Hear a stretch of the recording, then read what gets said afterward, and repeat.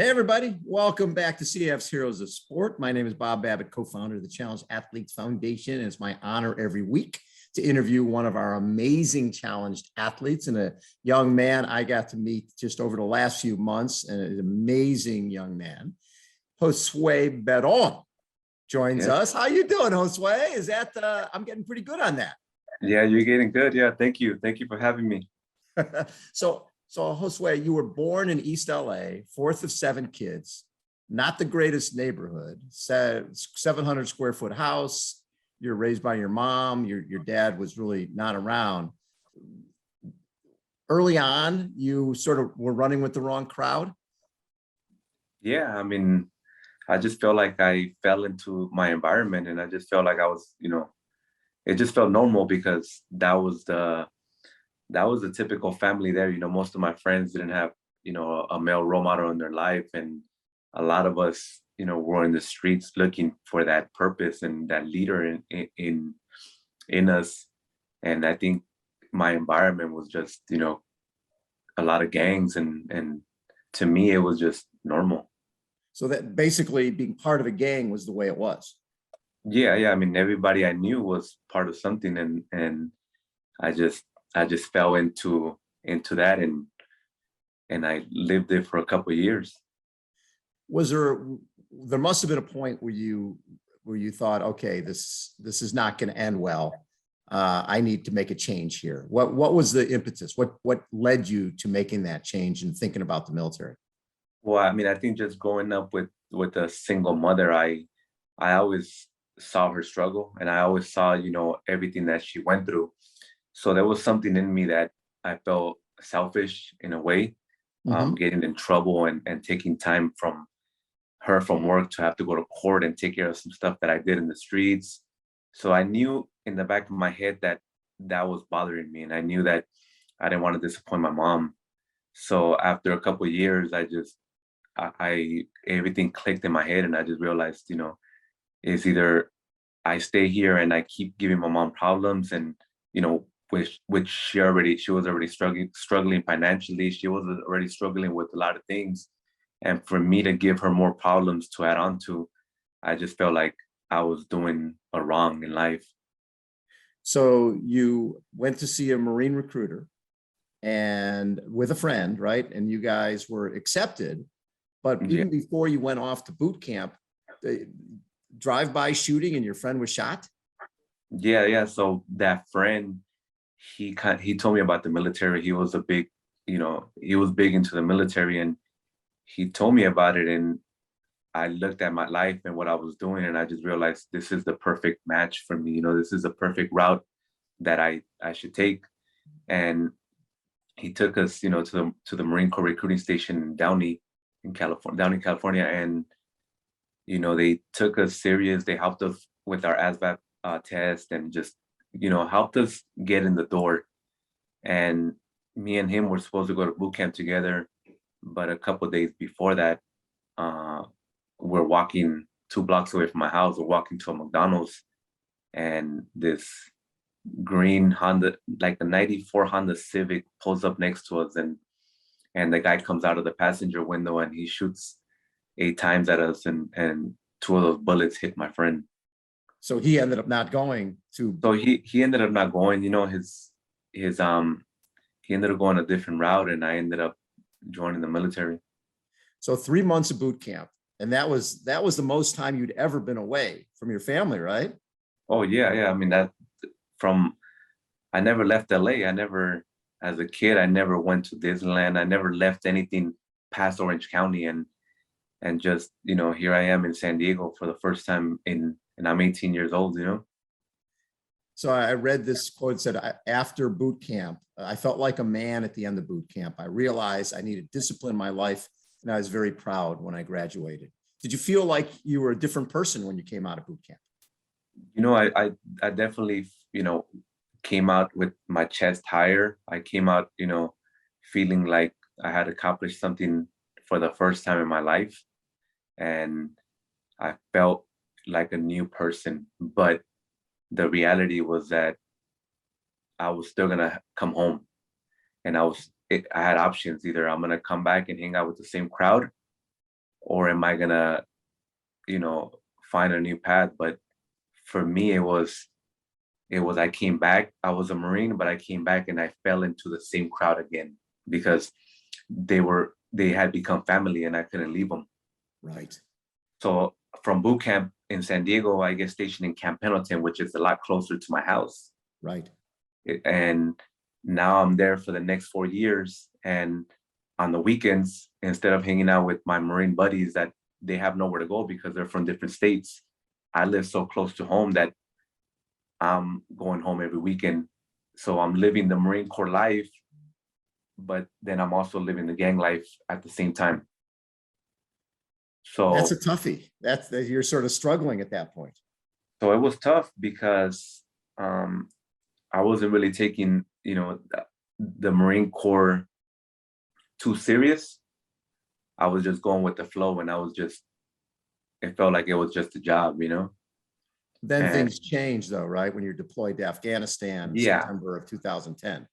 yeah, and then right before Afghanistan, we did a real hard training that took me away for weeks, and I got to train and I was already on my second deployment, going towards my second deployment, and I think when I got injured in Afghanistan in 2010, that's when something else clicked. It was like a different phase in my life where I knew that I had to do something different. So you're there 3 weeks in Afghanistan during that mission. IED hits, and your regiment, platoon, you guys were hit way more than most other groups. Your engineer lost both legs. You lost your left eye, your left leg, and your left eye. But when you first went to Bethesda, you had no vision in either eye. So as a young man, now you're thinking, I could be blind for the rest of my life. What were some of what you were dealing with mentally while you were going through that? Well, when I woke up in Bethesda, Maryland, at the Naval Medical Center there, I definitely questioned God, and I asked, why, how come he didn't kill me at that moment? Right. Because I wasn't thinking about killing myself at all. That was something that wasn't running through my mind, but I was upset that he didn't kill me at that moment, when it all happened. So I questioned that for a while, and I was upset, and I was upset that I had left my guys. I was upset that I wasn't there anymore. But then here I am dealing with asking the doctors, hey, am I going to get my vision back? And they don't know. They don't know. And, only time will tell. That's what they will tell me. So vision eventually returns in the right eye. Yeah. You now have a prosthetic eyeball in your left eye socket with the Marine Corps logo on there. Yeah. Vision, came back like 2 months later. And for those 2 months, I was afraid that I had accepted that I lost my leg. Yeah. But I wasn't accepting that I couldn't see anymore. And I think a lot of people don't understand is when you get injured and you're brought back to the States, and there's a guilt that goes along with the fact that your buddies are still there and you're not part of it. Not like, gosh, I'm injured and I need to recover. It's I can't believe I left my guys behind. I need to be back there helping them. Was that something you dealt with as well? Yeah, definitely. Even through my whole recovery, I wanted to get stronger because I thought that I can go back with the prosthetic. I thought that that I can still do my part. And the reality was that my mind thought that it could do it, but my body physically, there was no way I can do it. And then when you're at Balboa Medical, that's when you find wheelchair basketball. And you met Nico from our Operation Rebound program in 2012. You were playing with the San Diego Wolfpack. I don't know if you were playing sports when you were younger because you were in the gangs. Maybe you weren't. Was this one of your first in terms of being involved with a team and playing sport? Growing up, I played street ball in the local park. That's where everybody will hang out. But it wasn't organized. There was always fights. Yeah. It was just a place to go and hang out. So I loved basketball, and we'd always play, but it was rough basketball. There was no rules. No autopsy, no foul. Yeah, So when I got to the Naval Medical Center, I met Marla Knox, which she was the rec therapist there. Yes. And she really pushed it on me, and she really took me to the gym. She forced me to play, and I was thinking that I was offended that I was going to play in a wheelchair. Right. Or how do you play basketball in a wheelchair? How do you do sports in wheelchairs or in adaptive equipment? And she took me to the gym and put me in a chair. And as soon as I got some speed on that chair, I felt like I was running. I felt like I was running, and she brought other amputees that had gotten back during the same time that I did from Afghanistan. And we created a bond, and a lot of those guys were lost too. They were going through the same thing that I was going through, missing Sure. their units, missing their friends and everything that they left behind. So we found something in there that just clicked for everybody. And it kind of felt like going back to LA, where, I thought my environment was the streets, because everybody was going through the same thing, and we all found that one common goal. So here I am at the Naval Medical Center, with that one common goal with all these guys, and what are we going to do next, At that point, were you still hanging with driving up to LA and seeing your friends, or Not you anymore. decided Not that anymore. life is not for me? When I went back one time when I first got injured with the cane, learning how to walk with a patch, getting my vision back, they invited me to a barbecue. And once again, a guy pulls up in front of the house. He gets out and he shoots again at the crowd, because I had enemies in LA. My friends had enemies. So there was a war going on constantly that's not going to stop. And everybody runs when those bullets, go down, and I can't run anymore. I fall to the floor, and that's when it clicked in my head. I told myself, if I die here, and I survived Afghanistan, and people are calling me a hero, and if I die here, what was that worth it? You know what I mean? Yeah. Like, I'm gonna disappoint my family. I'm gonna disappoint everybody who believes in me, everybody who showed me that that they support, the wounded warriors. And I felt this shame, and I was just like, I can't do this again. And that was it. So That you was it. cut it off cold turkey. I No cut it more. off. All my friends, I just told them, hey, I'm not coming back anymore, Wow. And you met your wife, Debbie, on your birthday at a taco stand? Yeah, I met her before I deployed to Afghanistan. A year before we met, at my birthday, we met at a local taco stand that's right there in LA, where everybody goes out to the parties. And that was it. From there, we started dating and got married right away, not knowing if it was gonna work, not knowing that the life that was gonna come was coming. Right. And so when you were in the hospital, she stayed with you. Yeah, they flew her to Bethesda, Maryland. So when I got there, I was blind, but as soon as I felt her hand, I felt at peace. I felt like she's here with me. So when you woke up that morning and vision started to return, I can't even imagine what the feeling was like for you after living in darkness and then having that glimmer. Was that a big turning point for you when you realized, you know what, I think I might be able to see again? It was, it was slowly though. It was like on my right eye, my vision, it was like a circle that just kept getting bigger. And then little by little, the sun wasn't bothering me anymore. Little by little, I got used to it, but it never came back 100%. So I have to wear prescription glasses. Yes. For me to get 20/20. Right. So it was just like baby steps and just adjusting. I read another quote. It said, when I was in a gang, I never trusted anyone. The Marine Corps took me in the direction I was supposed to go. I realized I'm very lucky and that God gave me a second chance. Is that sort of the way you live your life now? Yeah, I mean, when I got injured, a different person came out of me. I used to be shy. I didn't want to talk. I just wanted to do my job and just get by.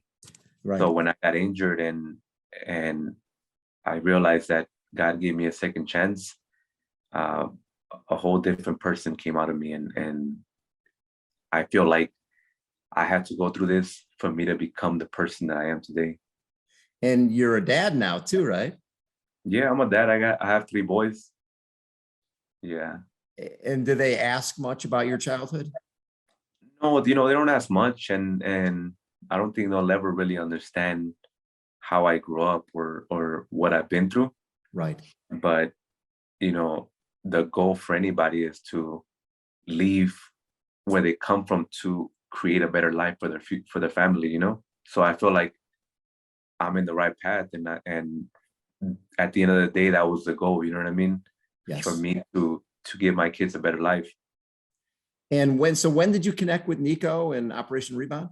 So with Nico, I connected them early, like in 2011, when I was at the Naval Medical Center in San Diego. Yeah. We were playing wheelchair basketball, and obviously we needed help with funding. Yep. So Operation Rebound was there. Nico, he stepped in, and what do you guys need? And from there, we started getting equipment and help. And I had the opportunity to compete with you at the Oceanside 70.3 race, and you were in a pretty awesome hand cycle. But the cool part was you went 304 for that 56. That's a tough hand cycle ride. Are you liking a hand cycle? Because you Yeah. I mean, I've been cycling since 2020, so I left wheelchair basketball and I found cycling, and little by little, I just started getting better and better, and more competitive. I wanted to compete. I wanted to race, and here I am. Now part of trying to make Team USA, trying to get to the level of the highest level I can get. So you're thinking hand cycling for trying to make Team USA potentially for Paris? Oh yeah. I train 4 times a week. I have a coach. It's something that I'm taking serious. That is so good. Look where your journey is so amazing, Josue, to come from inner city gang life to hand cycling and potentially making Team USA, and coming from the military where you represent Team USA to potentially that's sort of coming full circle. That's pretty cool. Yeah, I mean, if I think if I would have never joined the Marine Corps, who knows what I would have been doing, and if I would have never got injured, who knows where I would have been at, So I feel like everything happened for a reason, and I'm 100% satisfied with the way it's rolling. I love it. Josue, thank you so much for taking time and chatting. I love your journey, and I love having you part of our CAF family. It's so cool to see at the races. It's gonna be fun following your journey, hopefully to Paris.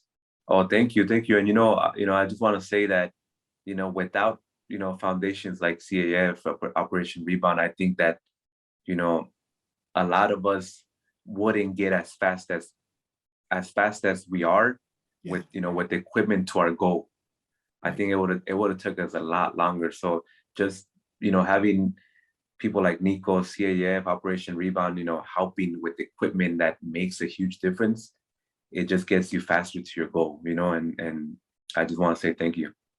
Well, and the cool part is I think people underestimate the power of sport, and how, I mean, you're a perfect living, breathing example of that. Sport has helped make you a different person. Oh yeah, no, I mean, it gave me the confidence. It gave me a purpose, and it definitely goes hand in hand with a recovery, or when you get injured. It just it lifts you up, and it gets you off that. I felt sorry for myself. What am I going to do next? Sure. And your kids are in the sport too? Yeah, they're doing jiu-jitsu. Sweet. Jiu-jitsu, but eventually, cycling, I can get my kids a bike, and as they get older, we'll go out on rides together. That's the best. Yeah. Josue Barron has been our guest. Josue, you are the best, my man. Thank you so much. Have a great holiday season, and thank you again for being part of our CAF family. Thank you for having me. Josue Barron has been our guest again. This is CAF's Heroes of Sport. Thanks everybody for tuning in. We'll catch you next time. See ya.